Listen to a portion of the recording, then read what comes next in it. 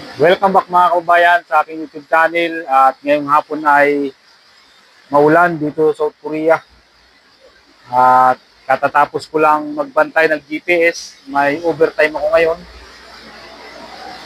Grabe yung ulan. Simula pa kaninang alas 5 at ngayon ay alas 8 na. Nakikita ninyo, medyo maliwanag pa rin.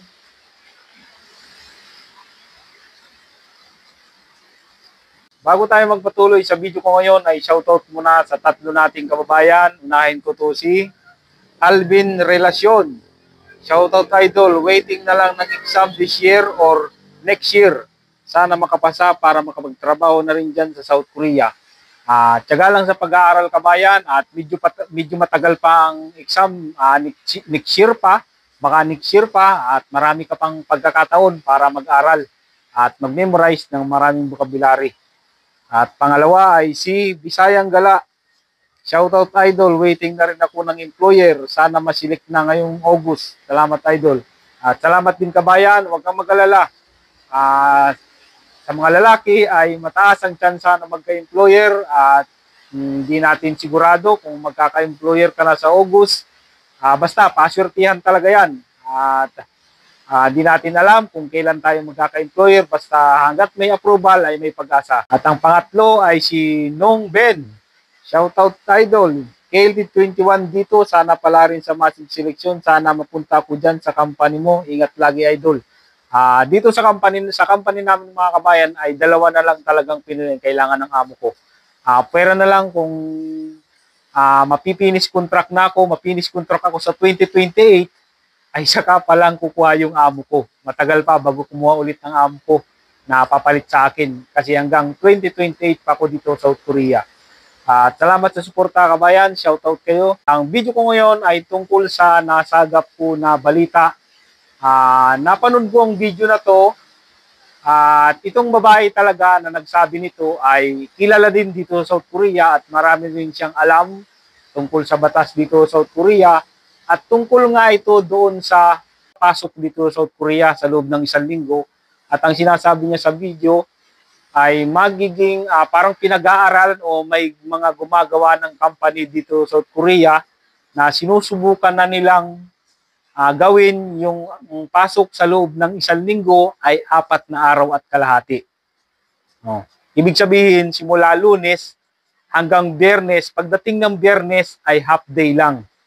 Kasi 4 na araw at kalahati lang ang pasok. Kung sakaling matuloy yung sinasabi nila na 4 na araw at kalahati na lang ang trabaho sa loob ng 1 linggo, siguro yan, papabor lang din yan sa mga Korean kasi sa mga foreign worker katulad nating mga Pinoy, parang ganun lang din naman kasi halos 5 araw ka lang din naman papasok, di ba? Mabuti sana kung 4 na araw lang talaga, wala nang kalahati. Papasok ka ng simula Lunes hanggang Huwebes, hindi ka na papasok ng Biyernes. Ewan ko, pero parang ganun lang din kasi. Kasi gigising ka rin sa loob ng 1 linggo ng limang beses, di ba?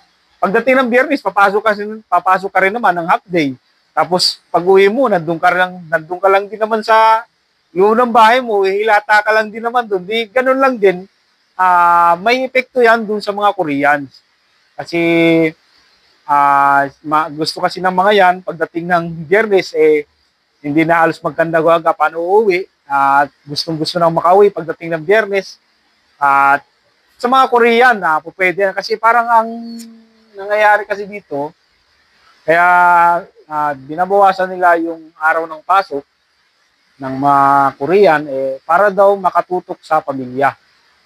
At hindi ako sure dito pero marami na kasing balita tungkol dito na bumababa na daw yung populasyon ng South Korea, pakunti ng pakunti yung mga pinapanganak. Kasi karamihan dito halos matatanda na rin.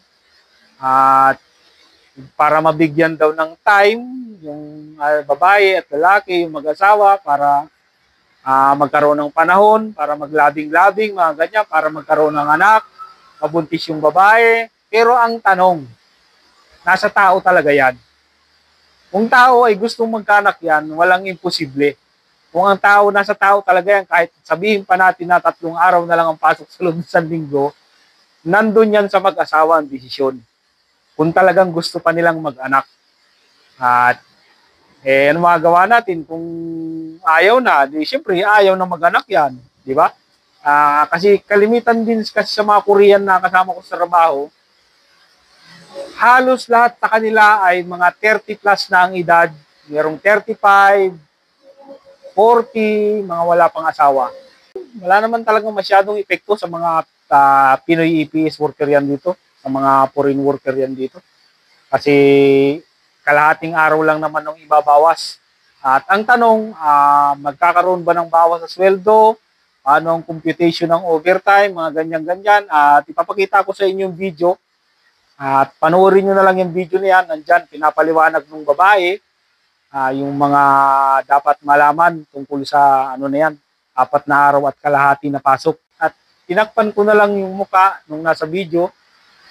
Baka kasi magalit, kasi hindi naman ako nagpaalam sa kanya na i-upload ko yung video niya sa YouTube. At panoorin na lang yung video na yan. Nagsimula na po yung pilot practice ng Choose Hatom Oilte or work week dito sa South Korea.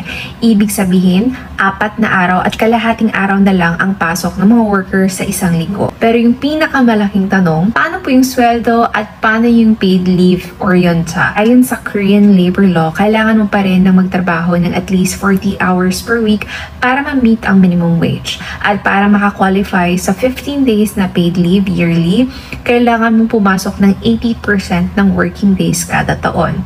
So kung mababawasan ang pasok, bababa yung sahod, mababawasan ba yung paid leave? Ang sagot, hindi. Ito sa mga campaign promises ng kasalukuyang administrasyon na kahit mas maikli po yung work week, pareho pa rin yung sahod at leave benefits.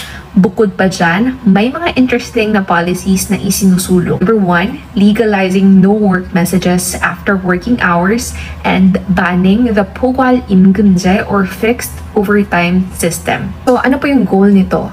By 20 mababawasan yung overworking. Dahil as of 2023, ang South Korea ay may 1,872 working hours per year, mas mataas kaysa sa OECD average na 1,742 hours. 5th highest po ang Korea among OECD countries, lagpas lang ang Mexico, Costa Rica, Colombia at Chile.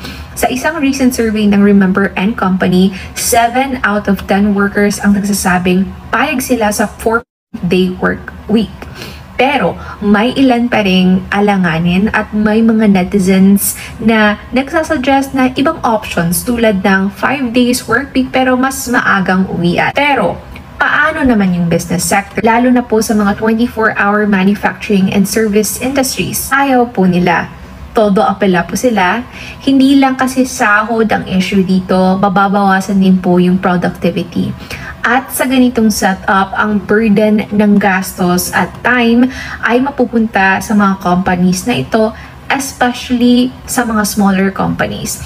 Kaya yung iba, iniisip na lang mag-invest sa automation.